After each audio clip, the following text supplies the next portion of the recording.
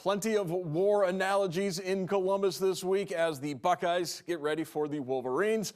As we welcome in Tony Gerdeman from BuckeyeHuddle.com. Gerd, thank you for joining us on College Football Weekly. Thank you for having me. Now, we didn't hear it ourselves, but there are reports that the LL Cool J banger, "It's Time for War," a staple of the Urban Meyer era in Columbus, has been playing once again as the Buckeyes prepare for Michigan. We know what the stakes are. Quite frankly, the stakes aren't all that different for Ohio State than they've been the last 3 years. Why will this Saturday be different? Well, I don't know that this Saturday will be different in terms of the stakes, but in terms of the outcome, this is the last opportunity for a bunch of seniors who came back for this thing, and one of the main reasons they came back was for this, and they don't want to leave without it. And so the I think the talent advantage for Ohio State might be one of the reasons things will be different. But you've just got so many people coming back that want this for so many different reasons and for so many different people, more than just themselves. We saw the players talking about how they want it for Ryan Day, Emeka Ibuka talking about how he wants a pair of gold pants for his mom, like all of the different whys that the guys have for this game, aside from themselves, they have it for each other. And they don't want to be a class that leaves here, another class, frankly, that leaves Ohio State without a win over Michigan. And another one of the whys we heard quite a bit on Tuesday was for each other. Not about what's going on outside the building, not about what's going on the other sideline, but we want to win this not because we hate the enemy, but because we love our brothers.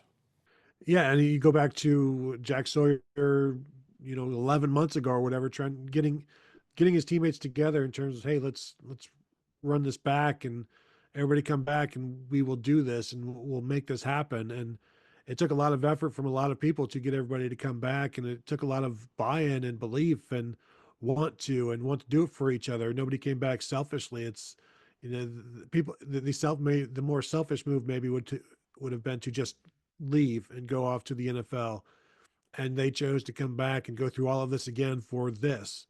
And so it's here, and seeing Ryan Day on Tuesday talking about how he's excited for this and everybody's ready, and he seemed a little bit more he's not as tense as maybe in past big game weeks. This one they've been working towards for 52 weeks now, and it's finally here, and it's kind of like it's Christmas week based on the way people were acting in terms of how much they're looking forward to this, and all of the talk and all of the workouts and just the constant being reminded of, hey, you haven't beaten Michigan, or you remember last year's loss, or remember the last 2 years' loss. And yes, they remember all of them. And now here's an opportunity to move past them a little bit. Yeah, for all the armchair psychologists out there, it was interesting to see Ryan Day walk into the press conference smiling and joking with the biggest game of the year on the horizon. Let's talk a bit more about the X's and O's of this game. There's no doubt that Michigan's strength is their defense, particularly their front four. Ohio State's offensive line, we're well aware of the injury issues on that O-line, yet they've continued to rise to the challenge, as Will Howard said. Will this be the biggest challenge now for this O-line, this defensive line with Grant, Graham, Guy, and Josiah Stewart on the edge?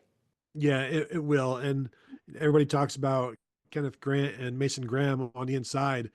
And the matchup against Carson Hinsman at center, his second start there this year, and Austin Sierveld at guard, frankly, Tager Shabola has had his ups and downs at right guard as well. So if you're going to point to an area where there's concern for Ohio State, it matches up with some of Michigan's strengths.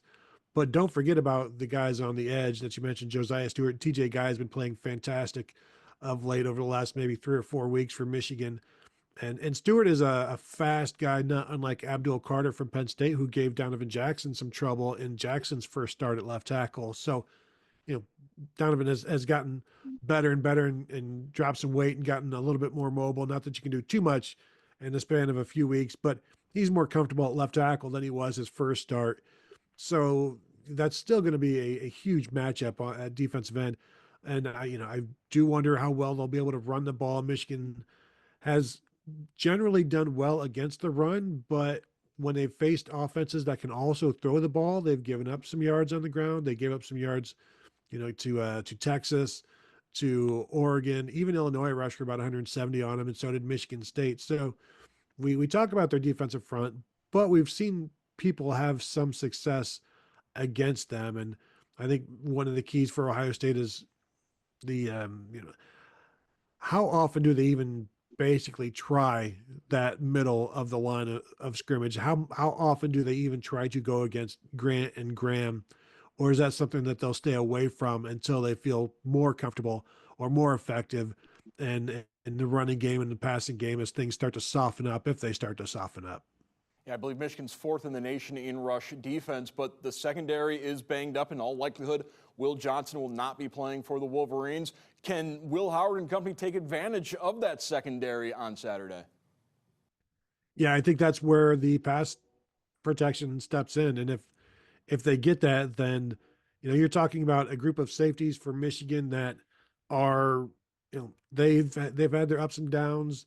The corners have had their ups and downs without Will Johnson, and Makari Page now playing nickel, and he's more of a strong safety type. So their advantages kind of all over the place for Ohio State's passing game, provided there is time for Will Howard to throw the ball. And so if you got Makari Page, who's a bigger safety, playing the slot, any of Ohio State's receivers can play the slot, whether it's Emeka Ibuka, Carnell Tate, Jeremiah Smith. None of those are a good matchup for Michigan. And yet you can say the same thing about Zeke Berry at corner, Jair Hill at corner, Amir Hall at corner for Michigan. Ohio State has the advantages in all of those areas, but not if Will Howard is on his back. Then it doesn't really matter who is defending Jeremiah Smith or Emeka Ibuka, Carnell Tate, or Brandon Ennis. And so, yeah, if they can protect Will Howard, I think he could have a big day throwing the ball in this one. The Ohio State defense coming off a fantastic game against Indiana. The Michigan offense coming off their best game against Northwestern. Now, the last couple of years, even at its peak, this Michigan offense was never exactly dynamic. However, they always had some interesting wrinkles that they would pull out to beat Ohio State. Is that a concern on Saturday? If it's not a concern, you're not paying attention. Basically, Alex Orji didn't play last week. I'm convinced that he's going to be part of the game this week, and I would be shocked if Davis Warren is the only person throwing a pass in this game for Michigan. We saw Kalel Mullings, 2 years ago, throw a pass in this one. They run a flea flicker about every other game, so they've run a handful of those. There will be some craziness in this game. Don't worry. Michigan does not yet have a 40-yard pass this season. Expect one of those in this game, just because this is one of those games of the just because steps in and is like, how do you do? I'm here. I know you've been waiting for me. Here I am. Put me in. And some things will happen there. And we don't know if Colston Loveland will. I know he's trending in a good direction, but the Michigan receivers, not a lot of big plays there. Frankly, no big plays. Davis Warren doesn't really stretch the field, hasn't attempted to, he's not very good at it, and the receivers don't really help him at that. He threw a bunch of passes in the Northwestern game, but like the average depth downfield of his completions was 2.3 yards. The average depth of his average pass was 3.6 yards. If they want to do that against Ohio State would say, go ahead.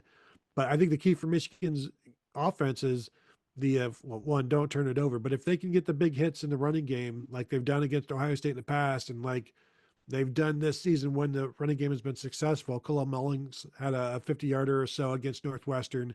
Donovan Edwards, his last two runs in Michigan Stadium were 24 and 20 yards against Northwestern. So if they can continue doing that, then they can control the ball and keep it away from Ohio State. They need some big runs in the running game and in the passing game, I think, to stay in this one. And keep in mind, Donovan Edwards has multiple touchdown passes, the Michigan running back, so that might be something to keep an eye on as well. Often, Ohio State-Michigan comes down to special teams. Last couple of years, Ohio State special teams have been anything but special. That has not been the case, particularly the last 3 weeks, as there has been a renewed emphasis on special teams, and it's paid off.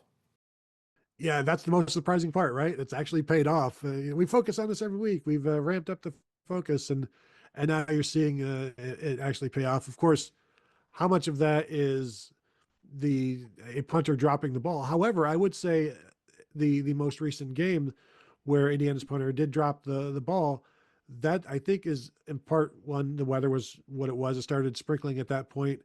but also you've seen the impact the last 2 weeks. So that is also, I think, a factor in there. So now 3 weeks in a row, something has happened there.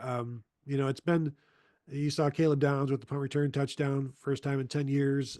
So that's a something to keep in mind.